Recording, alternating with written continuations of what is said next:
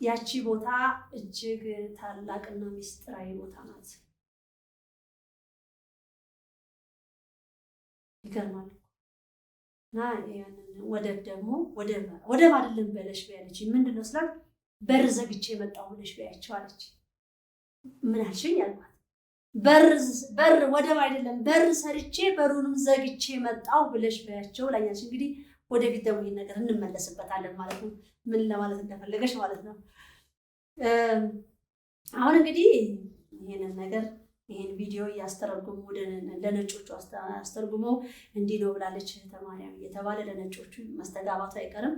እሷ ደግሞ እንግዲህ ቋሚ ወታደሮቿን አስቀምጣለች ማለት ነው። ሰው ልጅ ባብ ነው የሚፈራው፣ ዘንዶ ነው የሚፈራው። ዛሬ ኢትዮጵያዊውን ጠብቅ ይሄ የሀገር ቅርስ አለ ብለህ ብትለው በዚህ በኩል ይነግደዋል፣ ይሸጠዋል